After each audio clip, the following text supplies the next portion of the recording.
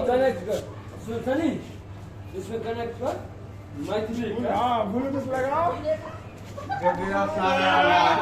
ठीक है